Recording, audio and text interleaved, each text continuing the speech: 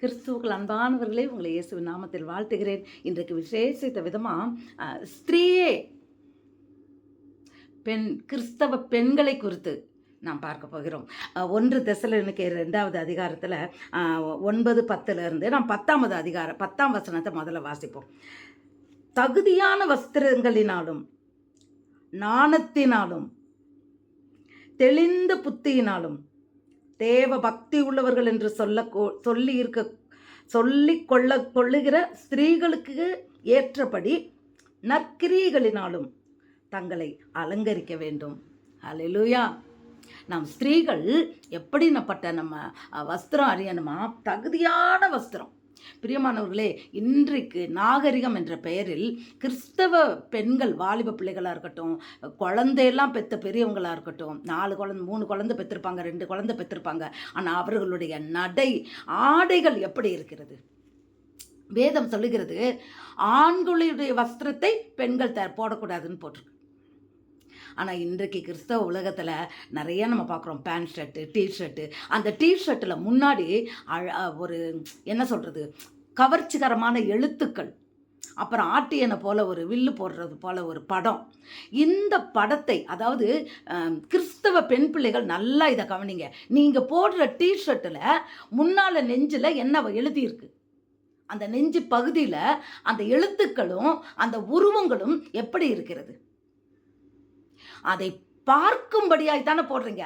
அந்த இடத்த பார்க்கும்போது எப்படி இருக்கும்? டிஷர்ட்டு போட்டிருக்கீங்க, அப்போ அந்த இடத்தை ஆண்கள் பார்க்கும்போது எப்படி? ஏன் அந்த மாதிரி எழுத்து போட்டு போடணும்?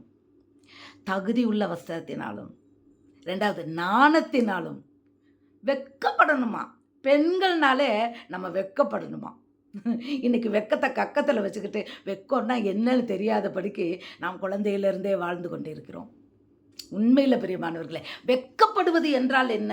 அதாவது இப்போ என்ன தெரியுமா, சரிசமம். இதெல்லாம் கிறிஸ்தவ வேதத்தின்படி தேவன் நம்மளிடத்தில் எதிர்பார்க்கிறது. அந்த காலத்தில் மரியாள் எப்படி இருந்தாங்க, எலிசபெத் எப்படி இருந்தாங்க,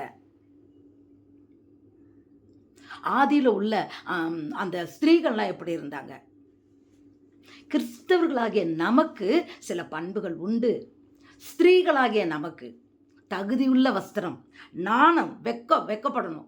அதாவது வெளியே பேசுறதுக்கு, மற்ற ஆம்பளைக்கிட்ட, அந்த காலத்துல எல்லாம் ஆண்கள்கிட்ட பேசுறதுக்கு வெக்கம், இப்போ அப்படியே சகஜமாக போச்சு. ஆனால் நாணல், நம்மளுக்கு வெக்கம். தெளிந்த புத்தினாலும், பெண்களுக்கு எப்பயுமே சொல்லுவாங்க பெண் புத்தி பின் புத்தின்னு சொல்லுவாங்க. இல்லை, தெளிந்த புத்தி. தெளிந்த புத்தின்னா என்ன தெரியுமா? இப்போ ஒரு தண்ணி இருக்குது, அந்த பக்கெட்டு ஃபுல்லாக கலங்கி இருக்குன்னா அதுக்குள்ளே என்ன இருக்குன்னு தெரியாது. அதுபோல் உங்கள் மூளையை போட்டு நீங்கள் குழம்பி வச்சிங்கன்னா, சிந்தனையில் அப்படி போட்டு பல பலவிதமான யோசனைகளையும் பலவிதமான ஆசைகளையும் பலவிதமான உங்கள் எண்ணங்களையும் போட்டு வச்சிங்கன்னா உங்கள் சிந்தனை தெளிவாக இருக்காது. அதுதான் தெளிந்த புத்தியினாலும் தேவ பக்தி உள்ளவர்கள் என்று கொள்ளும்படியான ஸ்திரீகள் என்ன செய்யணுமா? நற்கிரியைகள் செய்யணுமா?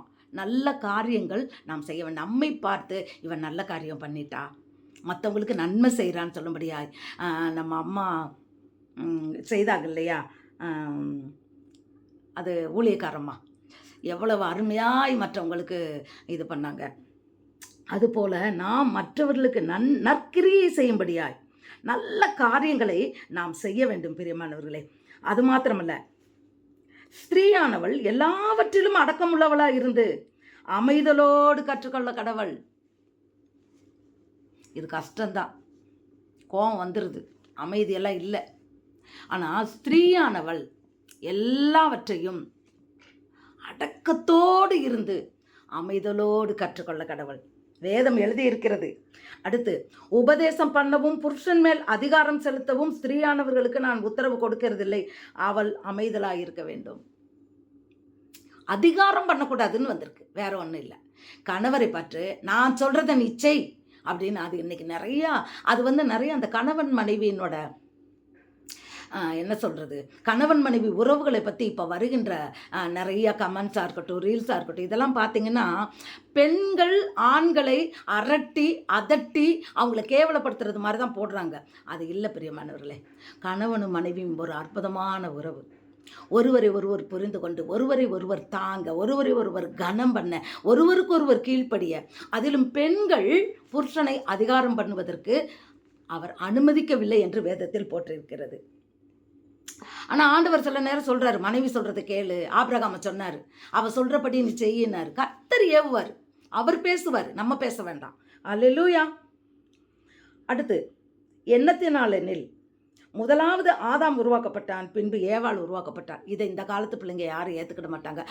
ஆதாம் உருவானாலாம் ஏதாம் உருவானாலாம் அதை வச்சுக்கிட்டு இப்போ நான் பேசக்கூடாதுன்றாங்க, நான் கேட்கக்கூடாதுன்றாங்க.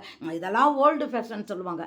ஆனால் வேதத்தின்படி உண்மையிலேயே முதல்ல தேவன் ஒரு ஆணை உருவாக்கினார்.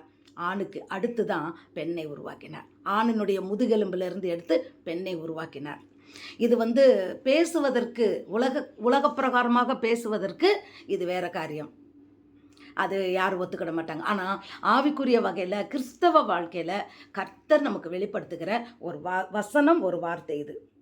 மேலும் ஆதாம் வஞ்சிக்கப்படவில்லை, ஸ்திரீயானவளே வஞ்சிக்கப்பட்டு மீறுதலுக்குட்பட்டால்.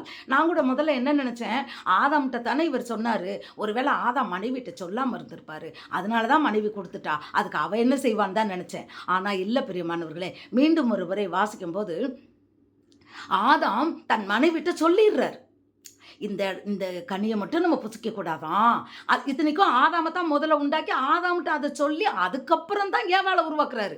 ஆனால் தன் மனைவிட்ட அவர் கரெக்டாக சொல்கிறார், இந்த மாதிரி ஆண்டவர் என்கிட்ட சொன்னார், அந்த மரத்தின் கனியை நம்ம புசிக்கக்கூடாதான், எல்லாத்தையும் அனுபவிக்கலாம், ஆனால் இந்த ஒரு மரத்தின் கனியை மட்டும் நம்ம புசிக்கக்கூடாதுன்னு ஆண்டவர் சொன்னாருன்னு அவர் மனைவிட்டு சொல்லிட்டாரு.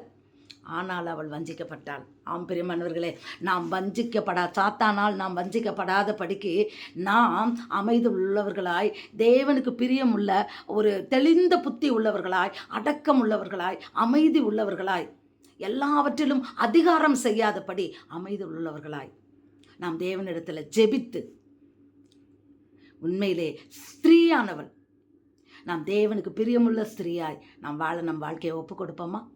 God bless you.